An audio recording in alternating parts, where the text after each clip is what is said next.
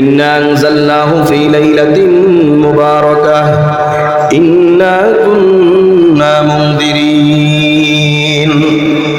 আল্লাহ রাব্বুল আলামিন বলেন, নিশ্চয় আমি বরকতময় রজনীতে কোরআনুল কারীম অবতীর্ণ করেছি। মুফাসসিরিনে কেরামদের অভিমত হলো, আল্লাহ রাব্বুল আলামিন কোরআনুল কারীমকে বিভিন্ন ধাপে ধাপে দুনিয়ার জমিনের মধ্যে অবতীর্ণ করেছেন। সুবহানাল্লাহ বলেন। এক রাত্রে আল্লাহ তাআলা সিদ্ধান্ত নিয়েছেন, আর এক রাত্রে আল্লাহ তাআলা লাউহে মাহফুজের মধ্যে লিপিবদ্ধ করেছেন। এরপরে ধারাবাহিকভাবে দীর্ঘ 23 বছর সময় লাগিয়ে আপনার আমার নবী মুহাম্মদুর রাসূলুল্লাহ সাল্লাল্লাহু আলাইহি ওয়াসাল্লামের মাধ্যমে 30 পারা কোরআনুল কারীম নাজিল করেছেন। সুবহানাল্লাহ। তাহলে কোরআনুল কারীম 23 বছর আল্লাহ তাআলা জমিনের মধ্যে নাজিল করেছেন। এর পূর্বে সিদ্ধান্ত নিয়েছেন, লিপিবদ্ধ করেছেন, মাধ্যম করেছেন। বিভিন্ন মতান্তরের মধ্যে পাওয়া যায় আল্লাহ রাব্বুল আলামিন এই আয়াতের মাধ্যমে বরকতময় রজনী দ্বারা শবে বরাতকে বুঝিয়েছেন। সুবহানাল্লাহ। অতএব এই শবে বরাত গুরুত্বপূর্ণ রাত। অসংখ্য হাদিসের মধ্যে শবে বরাতের আমলের গুরুত্ব দেওয়া হয়েছে। আল্লাহর রাসূল সাল্লাল্লাহু আলাইহি ওয়াসাল্লাম হাদিসের মধ্যে বলেন, ইযা কানাত লাইলাতুন নিসফি মিন শাবান ফাকুমু লাইলাহা ওয়া সুমু ইয়াওমাহা ফাইন্নাল্লাহা তাআলা লিগুরুবিশ শামসি ইলাস সামাঈদ দুনিয়া। আল্লাহর রাসূল সাল্লাল্লাহু আলাইহি ওয়াসাল্লাম হাদিসের মধ্যে বলেন, যখন শাবান মাসের 15তম রজনী তোমাদের মাঝে আসে, 14 তারিখ দিন গিয়ে যখন রাত্র আসে, ফাকুমু লাইলাহা, তোমরা ওই রাত্র জাগরণ করো। শুধু জেগে জেগে আড্ডা দিও না, জাগরণ করে ইবাদত বندگির মাধ্যমে ওই রাত্র কাটাও। ওয়াসুমু ইয়াওমাহা, পরের দিন তোমরা সওয়াবের নিয়তে রোজা রাখো। এই হাদিসের শেষের দিকে আল্লাহ তাআলা আল্লাহর রাসূল বলেন, ইন্নাল্লাহা তাআলা ইয়াগরিবুশ শামসি ইলাস সামাঈদ দুনিয়া, কারণ আল্লাহ রাব্বুল আলামিন শাবান মাসের 15তম রজনীতে প্রথম আসমানে চলে আসেন, জমিনের দিকে দৃষ্টিপাত করেন। দৃষ্টিপাত করে আল্লাহ তাআলা ঘোষণা করেন, আল্লাহর রাসূল জানায়া দেন, আল্লাহ তাআলা বলেন, আলা মিন মুস্তাগফিরিন ফাগফির লাহ। আল্লাহ রাব্বুল আলামিন জমিনবাসীদেরকে লক্ষ্য করে বলেন, কে আছো আমার কাছে ক্ষমা প্রার্থনাকারী, আমি তাদেরকে ক্ষমা করে দিব। সুবহানাল্লাহ বলেন। ক্ষমা চাইবা, ক্ষমা করে দিব আজকে। আলা মিন মুস্তারজিকিন ফারজুকলা, কে আছে জীবিকা অর্জনকারী, টাকা পয়সার মধ্যে অভাবন্টন রয়েছে, রিজিকের মধ্যে সমস্যা রয়েছে, আমার কাছে চাও, আমি আজকেই দিয়া দিব। সুবহানাল্লাহ বলেন। আলা মিন মুবতালান ফাউআফিয়া, কে আছে বিপদ আপদ থেকে রক্ষা চাওয়ার প্রত্যাশী, আমি তাকে সব ধরনের বিপদ আপদ থেকে হেফাজত করব। সুবহানাল্লাহ। আলা কাযা আলা কাযা হাত্তা ইয়াতলুআল ফাজর। আল্লাহর রাসূল তারপরে বলেন, এই অবস্থা আল্লাহ তাআলা সুবহে সাদেক পর্যন্ত, অর্থাৎ ফজরের নামাজ পর্যন্ত ঘোষণা করতে থাকেন। সুবহানাল্লাহ। অন্য এক হাদিসের মধ্যে আল্লাহর রাসূল সাল্লাল্লাহু আলাইহি ওয়াসাল্লাম বলেন, الذي نزل القرآن هدى للناس وبينات من الهدى والفرقان وخلق الإنسان وكرمه وعلمه من البيان ما لم يعلم فسبحان الذي لا يحصى امتنانه باللسان ولا بالقلم ونشهد أن لا إله إلا الله وحده لا شريك له ونشهد أن سيدنا وسندنا وحبيبنا وطبيبنا وطبيب قلوبنا ومولانا محمدا عبده ورسوله صلى الله عليه وعلى آله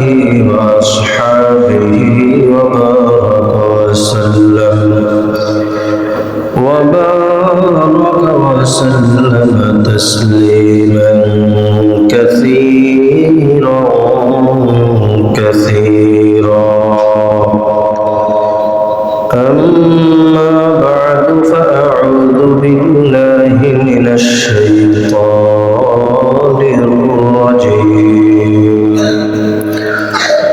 بسم الله الرحمن الرحيم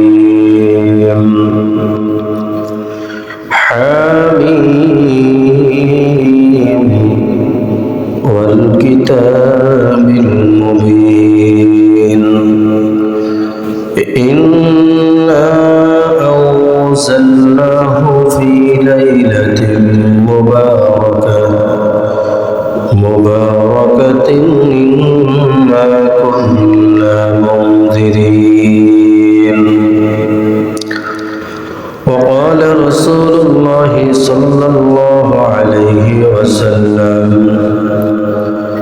إذا كانت ليلة النصف من شعبان فقوموا ليلها وصوموا يومها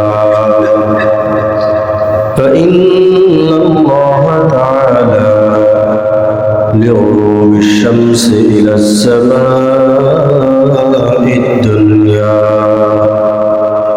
ألا من مغفرا فغفر له ألا من مستغفرا فارزقه ألا من مبتلى فأعافيه ألا كذا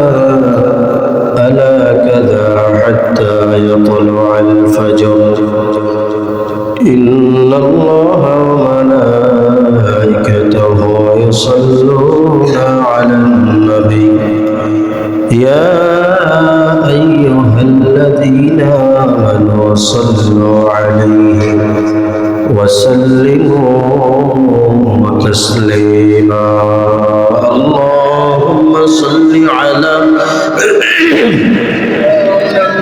ونبينا وشفيعنا وحبيبنا ومولانا محمد صلى الله عليه وعلى آله وأصحابه وبارك وسلم اللهم صل على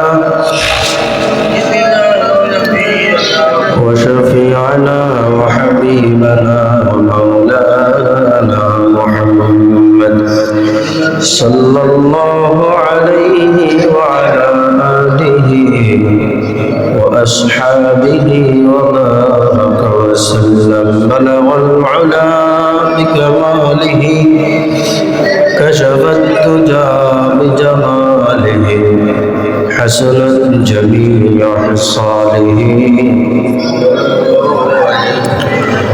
والحبيب الذي ترجى شفاعته لكل حول من الأهوال مقتحمي بلغ العلا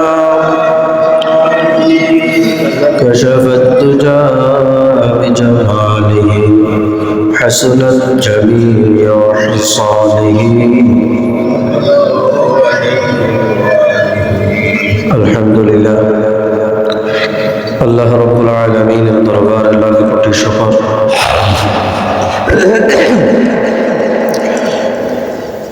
যে মহান রব্বুল আলামিন আমাদেরকে আল্লাহ পাকের মহান হুকুম জুমার নামাজ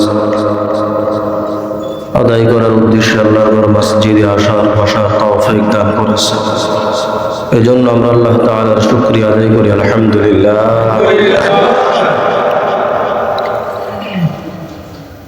সময় ধীরে ধীরে চলে যাইতেছে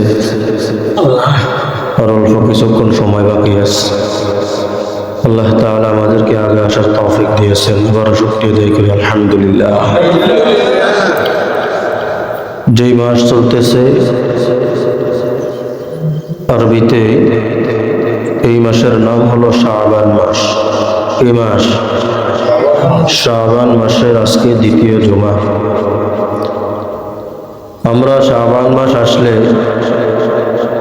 যে বিষয়টা আমরা সকলের জানা থাকে অপেক্ষাবান থাকি সেটি হলো শবে বরাত শবে বরাত। তো আগামী 2-3 দিন পরেই 3 দিন পরেই শবে বরাত, সেই দিনটি আমাদের মাঝে আসতেছে। তো আমরা এই মাসের মধ্যে রাসূল সাল্লাল্লাহু আলাইহি ওয়াসাল্লামের আমলের দিকে দৃষ্টিপাত করলে দেখি আল্লাহর রাসূল সাল্লাল্লাহু আলাইহি ওয়াসাল্লাম পুরা শাবান মাসকে আমলের জন্য বেছে নিয়েছেন। শুধু আল্লাহর রাসূল নিজে আমল করেছেন তা নয়, বরং সাহাবায়ে কেরামদেরকে এই শাবান মাসে আমল বেশি করার জন্য নির্দেশ দিয়েছেন। কয়েকটি বিষয়কে সামনে রেখে শাবান মাসকে বেশি গুরুত্ব দিয়েছেন। তার মধ্যে উল্লেখযোগ্য বিষয় 2টা হলো, 1 নম্বর হলো উদাসীনের কারণ, আর 1 নম্বর হলো শাবান মাসে আল্লাহর দরবারে আমলনামা পেশ করা হয়। সুবহানাল্লাহ। এজন্য কোনো মানুষ যদি কোনো ভুল করে, কোনো অপরাধ করে, কোনো অন্যায় করে, কিন্তু অন্যায় ভুলের মাধ্যমে সময় পার করার পরে এমন একটা সময় তার মৃত্যু আসলো, যেই সময়টা সে সিজদারত অবস্থায়, যেই সময়টা সে নামাজরত অবস্থায়, যে সময়টা সে রোজা অবস্থায়, যে সময়টা সে তাহাজ্জুদ অবস্থায়, যে সময়টা সে সুন্নত অবস্থায়, যে সময়টা সে তাসবিহ তাহলিলের আমলের অবস্থায়, তাহলে বলুন তো তার মৃত্যুটা খারাপ হওয়ার সম্ভাবনা বেশি না ভালো হওয়ার সম্ভাবনা বেশি? ভালো হওয়ার সম্ভাবনা বেশি। কিন্তু এর আগে তো সে অনেক ভুল করেছে, অনেক অন্যায় করেছে। শেষ সময়ে যেহেতু তার ভালো ছিল, আমলের সময় ছিল, নামাজের অবস্থায় ছিল, রোজা অবস্থায় ছিল, তাসবিহ পাঠ করা অবস্থায় ছিল, এজন্য আল্লাহ রাব্বুল আলামিন ওই মুহূর্তে যদি তাকে দুনিয়া থেকে নিয়ে যান, তাকে জান্নাতি বানিয়ে নেন। সুবহানাল্লাহ বলে। এজন্য আল্লাহর রাসূল শাবান মাসে বেশি বেশি ইবাদতের 2টা কারণের মধ্যে প্রথম কারণ হলো মানুষ বেখবর থাকে, গুরুত্ব দিতে পারে না। দ্বিতীয় কারণের মধ্যে আল্লাহর রাসূল বলেছেন কি, মালাকুল মাউতের হাতে তালিকা পেশ করা হয়, তারপরে কি আল্লাহর দরবারে আমলনামা পেশ করা হয়। ওই মুহূর্তে, যেই মুহূর্তটা তার রিপোর্টটা নেওয়া হয়, ওই মুহূর্তে যদি তিনি ভালো অবস্থায় থাকে, আল্লাহর রাসূল বলেন আল্লাহ তাআলা তার পিছলা জীবনের গুনাহ মাফ করে তার সারা জীবন আমলনামা ভরপুর করে দেন। সুবহানাল্লাহ। এজন্য আমি পুরাটা মাসকে আমলের জন্য বেছে নিয়েছি, আল্লাহ তাআলা যেন এই আমলের অবস্থায় আমার তালিকা আল্লাহর দরবারে পেশ করার মাধ্যমে আমার সারা জীবন ভরপুর আমল জমা থাকে। সুবহানাল্লাহ। সেই মাসের মধ্যে গুরুত্বপূর্ণ বরকতময় রজনী হিসাবে হাদিসের মাধ্যমে শাবান মাস, 15ই শাবানের কথা বলা হয়েছে। শবে বরাত, যেই রাত্রিকে আমরা শবে বরাত হিসাবে আমল করি, পালন করার চেষ্টা করি, এই শবে বরাত এই নামে কোরআন হাদিসের মধ্যে কোনো কথা এইভাবে নাই। সরাসরি শবে বরাত এটা কোরআন হাদিসে নাই। কোরআন হাদিসের যেভাবে আসছে, বিশেষ করে হাদিসের ভাষায় লাইলাতুন নিসফি মিন শাবান, লাইলাতুন নিসফি মিন শাবান, মধ্য শাবানের রজনীর কথা হাদিসের মধ্যে এভাবে আসছে। আর শবে বরাত তাহলে কিভাবে আসছে? শবে বরাত আসছে, সব হলো আরবি শব্দ, ফার্সি শব্দ, যার অর্থ হলো রাত, যার অর্থ কি রাত। আর বরাআত শব্দের অর্থ হলো নিষ্কৃত হওয়া, মুক্ত হওয়া, পরিপূর্ণ হওয়া। এজন্য একসাথে শবে বরাত মানে কি নিষ্কৃতর রাত, পরিপূর্ণ হওয়ার রাত, ভাগ্য রজনীর রাতও বলে থাকেন কোন কোন মুফাসসিরিন কেরাম। তো এজন্য কেউ কেউ বর্তমান সময়ে শবে বরাতকে অস্বীকার করার জন্য, ভুল বুঝে আমল থেকে বিরত থাকার জন্য মানুষকে বিভিন্ন উদাহরণ দিয়ে বলে থাকেন শবে বরাত কোরআনের হাদিসের মধ্যে নেই। আমরা যে নামাজ পড়ি, দৈনিক 5 ওয়াক্ত নামাজ পড়ি, এই নামাজের কথা সরাসরি হাদিসের মধ্যে নেই। এখন অনেকে প্রশ্ন করবেন কি বলেন উল্টাপাল্টা কথা, নামাজের কথা হাদিসের মধ্যে নেই।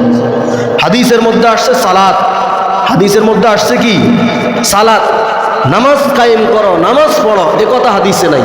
হাদিসে আছে সালাত কায়েম করো, সালাত আদায় করো। আমরা বাংলা ভাষায় অনেক এমন কিছু ভাষা ব্যবহার করি যেই ভাষাগুলা অনেকগুলো ইংরেজি ভাষা, অনেকগুলো আরবি ভাষা হয়ে যায়, অনেকগুলো বাংলার মধ্যে পড়ে। শুদ্ধ ভাষা বলতে গিয়ে আমরা ইংরেজিটাকে বাংলা হিসাবে ব্যবহার করি। যেমন আমরা বলি, এই যে একটা চেয়ার নিয়ে আসো, আমার জন্য একটা চেয়ার নিয়ে আসো। এই চেয়ার বাংলা শব্দ নয়, চেয়ার হলো ইংরেজি শব্দ। তাহলে আমি যে বাংলাতে বলেছি চেয়ার নিয়ে আসো, তাহলে আমরা বাংলা ভাষায় কথা বলি, বাংলা ভাষাকেও তো আমরা মূল্যায়ন করি না। এর জবাব এটা না, বাংলা ভাষাও তো আমরা ঠিক মতো বলতে পারি না। বাংলা হলো কেদারা আর ইংরেজি হলো চেয়ার।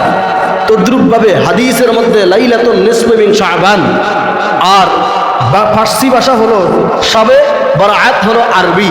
পুরাটাকে একসাথ করে শবে বরাত নামে প্রসিদ্ধ হয়ে আমাদের দেশের মধ্যে যখন শাবান মাসের 14 তারিখ দিন যাওয়ার পরে 15 রজময় রাত্র আসে, তখন শবে বরাত আমরা শবে বরাতের আয়োজন ব্যবস্থা করি, আমল করি, বিভিন্নভাবে ইবাদত বন্দেগী করার চেষ্টা করি।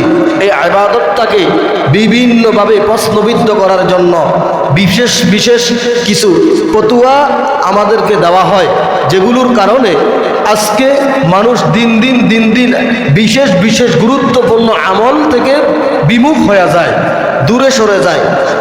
যেমন শবে কদর, কুরআনুল কারীমের মধ্যে আল্লাহ তাআলা স্বয়ং একটা সূরা নাজিল করেছেন শবে কদর। এখন শবে কদরের ব্যাপারে কোরআনের মধ্যেও আছে, হাদিসের মধ্যেও আছে। এখন শবে কদর কখন? হাদিসের মধ্যে শেষ দশকের বেজর রাত্রের কথা আছে। প্রশ্ন যদি আসে যে আল্লাহ রাসূল বসবাস করেছেন মক্কা নগরীতে, আল্লাহ রাসূল বসবাস করেছেন মদিনাতে, অর্থাৎ আরব দেশের মধ্যে রমজানের রোজা আমাদের একদিন আগে রাখা হয়। কি বলেন, রাখা হয়নি? একদিন আগে রাখা হয়। আমাদের একদিন আগে ঈদ পালন করা হয়। তাহলে আরব দেশের মধ্যে শেষ দশকের বেজর রাত যেগুলো হয়, ওগুলো আমাদের দেশের মধ্যে হয় জোর রাত। তাহলে আমরা বেজর রাতকে কীভাবে শবে কদর হিসাবে গ্রহণ করি? এই যে বিষয়গুলা বাড়াবাড়ি করলে প্রশ্ন বাড়বে, উত্তর পাওয়া যাবে না। এজন্য আল্লাহ রাসূল সাল্লাল্লাহু আলাইহি ওয়াসাল্লাম বলেন, বাশশিরু ওয়ালা তুনাফিরু, সহজ করো, সুসংবাদ দাও। ওয়ালা ইয়াসসিরু ওয়ালা তুআসসিরু, সুসংবাদ দাও, সহজ করো, কঠিন করিও না। আমলের জন্য মধ্যম পন্থা অবলম্বন করো। কাযালিকা জাআলনাকুম উম্মাতান ওয়াসাতা, কুরআনুল কারীমের মধ্যে আল্লাহ রাব্বুল আলামিন বলেন, এই উম্মতকে আমি মধ্যম পন্থার উম্মত হিসাবে আমি প্রেরণ করেছি। অতএব এই উম্মত হবে মধ্যম পন্থার উম্মত। বেশি বাড়াবাড়িও করবে না, বেশি ছাড়াছাড়ি করবে না। বাড়াবাড়ি করলেও বিপদ, ছাড়াছাড়ি করলেও বিপদ। কুরআনুল কারীমের মধ্যে একটা সূরা নাজিল করেছেন, সূরা দুখান। এই সূরা দুখানের প্রথম আয়াত, দ্বিতীয় আয়াতের মধ্যে, তৃতীয় নম্বর আয়াতের মধ্যে আল্লাহ তাআলা বরকতময় রজনীর কথা বলেছেন। মুফাসসিরিনে কেরাম বলেন, মুসলমান যেভাবে বিধর্মীদের কাছে মাজলুম, মুসলমান যেভাবে মুশরিকদের কাছে মাজলুম, ঠিক তেমনিভাবে ইসলামের কিছু বিধিবিধান নামদারি ফতুয়াবাদী মুসলমানের কাছে মাজলুম। কারণ ইসলাম আমার মতো চলবে না, আমাকে ইসলাম মোতাবেক চলতে হবে। অনেকে গবেষণা করতে করতে নিজের মতো করে ঘোষণা করে দেয়। এজন্য মুফাসসিরিনে কেরাম বলেন, ইসলাম মুসলমানের কাছে মাজলুম, অথচ মুসলমান বিজাতিদের কাছে মাজলুম।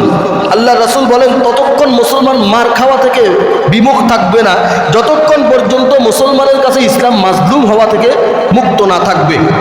দেখেন, অন্যান্য ধর্মের মধ্যে যেই ধর্ম, তাদের ধর্মের উপরে পূর্ণাঙ্গভাবে তারা চলার চেষ্টা করে, মানার চেষ্টা করে। কিন্তু মুসলমান ধর্মের মধ্যে এত ভাগ কেন? শুধু তাই নয়, মুসলমান ধর্মের মধ্যে ভাগ তাই নয়, ইসলামী নামদারি ব্যানারের মধ্যে অসংখ্য ভাগ রয়েছে। শুধু তাই নয়, এমন ইখতিলাফের মধ্য দিয়ে ইসলামকে পাট করা হয়েছে। প্রশ্ন করতে পারেন, তাহলে এত ভাগ কেন? মুসলমান এক কথাই, আল্লাহর উপরে যারা আত্মবিশ্বাস করে তারাই হবে মুসলমান। যারা ইমানদার, পরকালের উপরে, হাসরের ময়দানের উপরে বিশ্বাস করে তারাই মুসলমান। তাহলে তাদের মধ্যে এত ভাগ কেন? মুসলমানদের মধ্যে আজকে দেখা যায় সুন্নি, ওয়াহাবি, খারিজি, জামাতি, তারপরে আরো কয়েকটা ধরন জাকির পার্টি, তাদেরও তো হাজার হাজার মানুষ রয়েছে। কাদিয়ানি, শিয়া, আরো অনেকগুলো বিষয়। শুধু দুই ধরনের মুসলমানের মধ্যে উলামায়ে কেরাম ফতোয়া জারি করে থাকেন, তারা মুসলমান নয়। তাদের মধ্যে একদল হলো কাদিয়ানি, একদলকে কাদিয়ানি, আরেক দল হলো শিয়া। এই দুই ধরনের মুসলমানরা একটু বেশি বাড়াবাড়ি করেন। খাতামান নবিয়্যিন নিয়ে কাদিয়ানিরা অবিশ্বাস করেন, আর আলী রাদিয়াল্লাহু তাআলা আনহুকে নবুয়তের প্রাধান্য দিতে গিয়ে শিয়ারা বিশ্বাস করে নিজের আমল বরবাদ করেন। যার কারণে উলামায়ে কেরাম ফতোয়া দিয়ে থাকেন এই দুই ধরনের মুসলমান ছাড়া বাকি যত ধরনের মুসলমান রয়েছে তারা সঠিক পথের প্রতীক হতে পারে, কিন্তু এমন এমন ইখতিলাফের কারণে তাদের নিজের আমলগুলো সব বরবাদ হয়ে যায়। এজন্য আল্লাহর রাসূল বলেছেন কি, অতিরিক্ত কোনো কিছু করবা না, তোমরা মধ্যম পন্থার মধ্যে থাকো। আজকে আমাদের ভাড়া বাড়ির কারণে বিধর্মীরা হাসতেছে, আমাদের ভাড়া বাড়ির কারণে যারা ইসলামের দুশ্মন তারা আনন্দ পায়, মুসলমানদের ভাড়া বাড়ির কারণে ইয়াহুদি খ্রিস্টানরা আনন্দ পাইয়া একসময় মুসলমানকে আঘাত করতে তারা দ্বিধাবোধ করবে না। তারা বলবে তোমরা মুসলমান সবাই এক হতে পারো নাই, তোমাদের কিসের সঠিক ধর্ম, তোমরা নিজেরাই তো সঠিক নেই। কি বলেন, জবাব দেওয়ার তো কোনো ক্ষমতা নাই। এজন্য রাসূল পাক সাল্লাল্লাহু আলাইহি ওয়াসাল্লাম বলেছেন কিয়ামতের পূর্বে মুসলমানদের মধ্যে ভাগ হবে, 72টা দল হয়ে যাবে। এক এক দল এক একভাবে মানুষকে বুঝানোর চেষ্টা করবে, সবাই নিজেকে সঠিক বলে আখ্যা দিবে, অন্যান্য যত ধর্মের লোক, অন্যান্য যত মতের লোক আছে সবাইকে ভুল বলে আখ্যা দিবে। রাসূল পাক সাল্লাল্লাহু আলাইহি ওয়াসাল্লামের হাতে সরাসরি কালিমা পড়ে মুসলমান হইয়া অসংখ্য সাহাবী মুনাফিকিতে যুক্ত হয়ে গেছেন। অসংখ্য সাহাবী আল্লাহর রাসূলের পিছনে গীবত করেছেন, মুনাফিকি করেছেন। আল্লাহর রাসূলের ইন্তেকালের পরে সাহাবায়ে কেরাম সকলের মধ্যে কিন্তু এক ছিল না, একমত ছিল না। সাহাবায়ে কেরামের পরে তাবেঈ পরে তাবেঈ, এইভাবে যুগে যুগে ইখতিলাফি মতান্তর ভিন্নতা প্রকাশ পেয়েছে। যার কারণে শবে বরাত নিয়েও বিভিন্ন মতান্তর রয়েছে। রাসূল পাক সাল্লাল্লাহু আলাইহি ওয়াসাল্লামের সাহাবায়ে কেরামদের পরে হচ্ছেন তাবেঈ। তাবেঈর মধ্যে মুফাসসিরিনের মধ্যে গবেষক হিসেবে সবচেয়ে বড় মাপের আলেম ছিলেন ইকরামা রাহমাতুল্লাহি আলাইহি। ইকরামা রাহমাতুল্লাহি আলাইহি সহ একটা জামাত তাদের অভিমত কোরআনুল কারীমের সূরা দুখানের 3 নম্বর আয়াতের মধ্যে আল্লাহ রাব্বুল আলামিন যে আলোচনা করেছেন, ইন্না আনজালনাহু ফি লাইলাতিন মুবারাকাতিন ইন্না কুন্না মুনদিরিন। রব্বুল আলামিন বলেন, নিশ্চয় আমি বরকতময় রজনীতে কোরআনুল কারীম নাজিল করেছি। এখন এক জামাত তাবেঈনদের এক জামাতের মত হলো আল্লাহ রাব্বুল আলামিন এই আয়াত দ্বারা শবে বরাতকে বুঝিয়েছেন। সুবহানাল্লাহ বলেন। এখন প্রশ্ন করবেন, তাবেঈনদের জামাতের মত তো কোরআনের দলিল নয়। তাবেঈন, সাহাবায়ে কেরাম, তাবেঈন, তাবেঈন, ইমামগণ, তাদের যোগ্যতা আর আমাদের যোগ্যতা, বর্তমান সময়ের আলেমদের জ্ঞান, আলেমদের যোগ্যতা কর্ষিন কালো সমান হবে না। তাদের মতামত হচ্ছে সবচেয়ে শক্তিশালী মত। তাদের মতকে যারা অস্বীকার করার চেষ্টা করবে তারাই গোমরা হয়ে যাবে। আবার আরেক দলের মত হলো, আরেক জামাত তাবেঈনদের, তাদের মত হলো এই আয়াতের দ্বারা আল্লাহ রাব্বুল আলামিন সবে কদরকে বুঝিয়েছেন। মুফাসসিরিনে কেরাম তাফসীর জালালাইন, তাফসীর মারিফুল কোরআন, তাফসীর রুহুল আমিন, প্রত্যেক তাফসীর গ্রন্থের মধ্যে তাদের দুইটা মতকেই তারা গ্রহণ করেছেন। সুবহানাল্লাহ বলেন। দুইটা মতকে গ্রহণ করেছেন কেন? সবে কদরের গুরুত্ব আল্লাহ রাব্বুল আলামিন স্বয়ং কোরআনুল কারীমের একটা সূরা নাজিল করেছেন। শবে বরাত সম্পর্কে মতান্তরের মধ্য দিয়ে কোরআনুল কারীমের সূরা দুখানের 3 নম্বর আয়াতের মধ্যে আল্লাহ রাব্বুল আলামিন বলেন, ইন্না আনজালনাহু ফি লাইলাতিন মুবারাকাহ ইন্না কুন্না মুনদিরিন। আল্লাহ রাব্বুল আলামিন বলেন, নিশ্চয় আমি বরকতময় রজনীতে কোরআনুল কারীম অবতীর্ণ করেছি। মুফাসসিরিনে কেরামদের অভিমত হলো আল্লাহ রাব্বুল আলামিন কোরআনুল কারীমকে বিভিন্ন ধাপে ধাপে দুনিয়ার জমিনের মধ্যে অবতীর্ণ করেছেন। সুবহানাল্লাহ বলেন। এক রাত্রে আল্লাহ তাআলা সিদ্ধান্ত নিয়েছেন, আর এক রাত্রে আল্লাহ তাআলা লাউহে মাহফুজের মধ্যে লিপিবদ্ধ করেছেন। এরপরে ধারাবাহিকভাবে দীর্ঘ 23 বছর সময় লাগিয়ে আপনার আমার নবী মুহাম্মদুর রাসূলুল্লাহ সাল্লাল্লাহু আলাইহি ওয়াসাল্লামের মাধ্যমে 30 পারা কোরআনুল কারীম নাজিল করেছেন। সুবহানাল্লাহ। তাহলে কুরআনুল কারীম 23 বছর আল্লাহ তাআলা জমিনের মধ্যে নাজিল করেছেন, এর পূর্বে সিদ্ধান্ত নিয়েছেন, লিপিবদ্ধ করেছেন, মাধ্যম করেছেন, বিভিন্ন মতান্তরের মধ্যে পাওয়া যায় আল্লাহ রাব্বুল আলামিন এই আয়াতের মাধ্যমে বরকতময় রজনী দ্বারা শবে বরাতকে বুঝিয়েছেন। সুবহানাল্লাহ।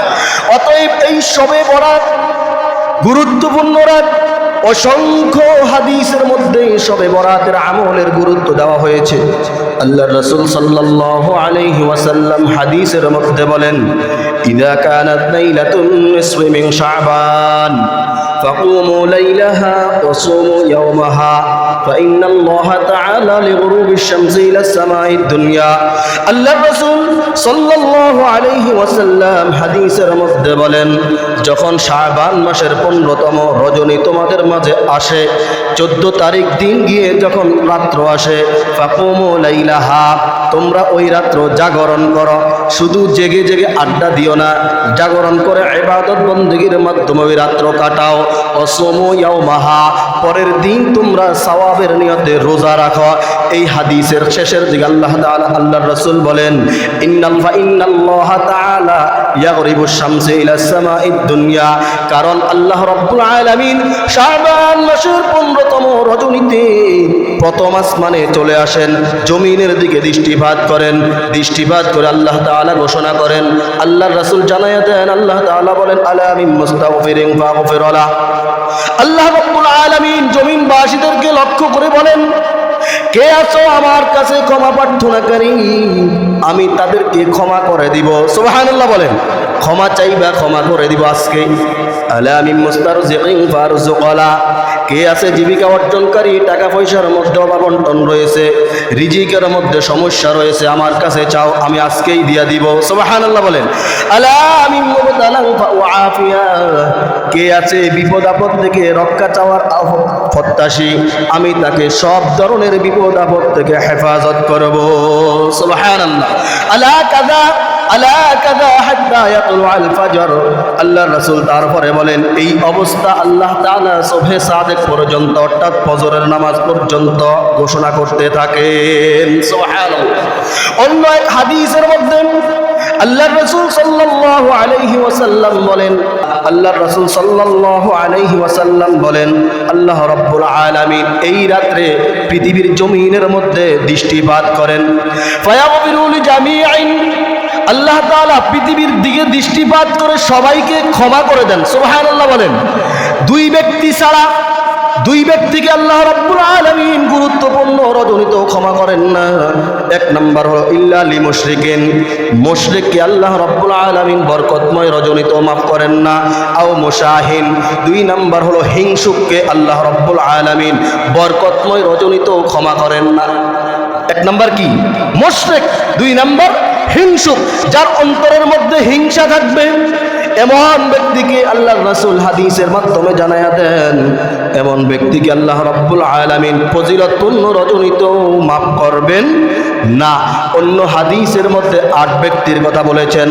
এই 8 ব্যক্তি যতক্ষণ না এই 8টা অপরাধ থেকে মুক্ত না হবে, 8 ধরনের অপরাধ থেকে যতক্ষণ পর্যন্ত মুক্ত হতে না পারবে, ততক্ষণ পর্যন্ত কাবা ঘরের কিনারে গিয়েও যদি সিজদারত অবস্থায় আল্লাহর দরবারে ক্ষমা চায়, আল্লাহ তাআলা তাদেরকে মাফ করবেন না, যতক্ষণ না এই 8টা অপরাধ সে ছাড়তে না পারে।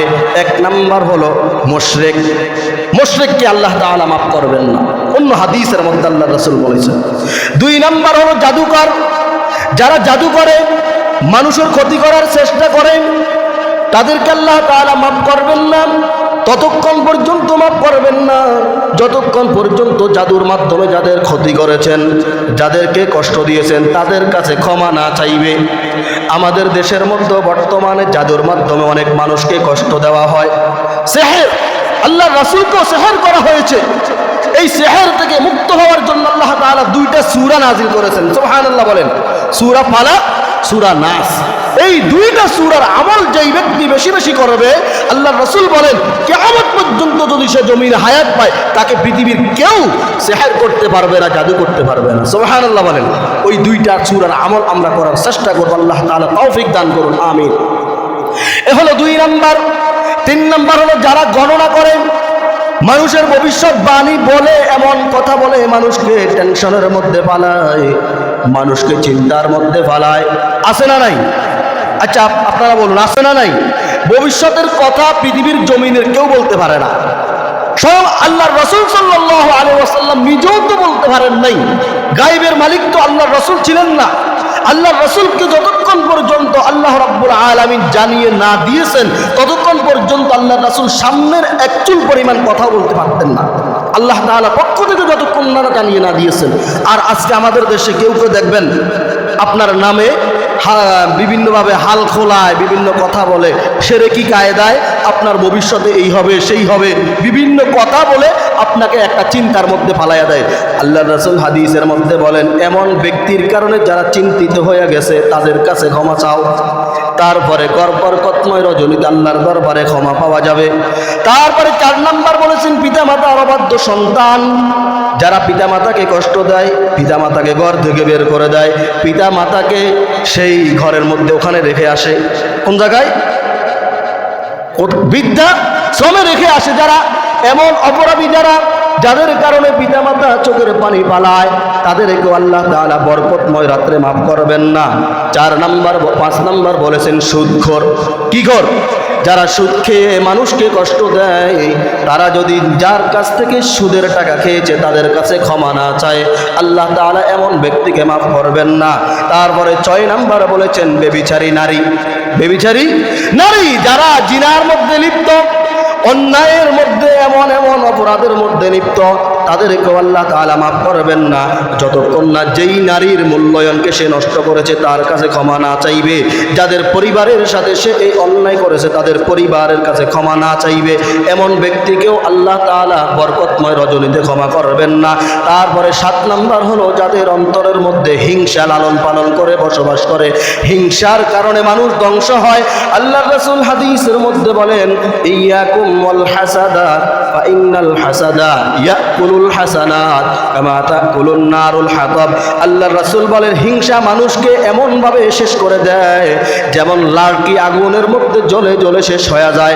হিংসার কারণে মানুষের জীবনের সব আমল বরবাদ হয়ে যায়। নাউযুবিল্লাহ। এজন্য হিংসা থেকে আমরা বাঁচার চেষ্টা করতে হবে। আল্লাহ তাআলা তৌফিক দান করুন, সকল বলুন আমিন। তারপরে 8 নাম্বার হলো গীবতকারী। 8 নাম্বার কি? গীবতকারী। গীবতকারীকেও আল্লাহ রাব্বুল আলামিন মাফ করেন না। এজন্য হাদিসের মধ্যে আল্লাহর রাসূল 8 ব্যক্তির অপরাধের কথা বলেছেন। এই 8 ব্যক্তি 8 ধরনের অপরাধ থেকে 7 নাম্বার বলেছিলাম। 8 নাম্বার হত্যাকারী। হত্যাকারীকেও আল্লাহ তাআলা মাফ করবেন না যতক্ষণ না হত্যাকারীর পরিবারের কাছে ক্ষমা না চাইবে, যতক্ষণ না হত্যাকারীর আত্মীয় স্বজনের কাছে ক্ষমা না চাইবে, ততক্ষণ পর্যন্ত আল্লাহ তাআলা তাকেও মাফ করবেন না। অন্যথায় হাদিসের মধ্যে আল্লাহর রাসূল বলেন, আল্লাহ তাআলা এত কোটি কোটি কোটি কোটি মানুষকে মাফ করবেন। বনু আদম একটা গোত্র রয়েছে আরবের জমিনের মধ্যে, ওই গোত্রের উদাহরণ দিয়ে আল্লাহর রাসূল বলেন, ওই গোত্রের যতগুলো বকরি রয়েছে তাদের বকরির গুলোর পশমের থেকেও কোটি কোটি মানুষকে আল্লাহ রাব্বুল আলামিন এই বরকতময় রজনীতে মাফ করে দেন। সুবহানাল্লাহ। এবার প্রশ্ন করবেন, বকরি কয়টা?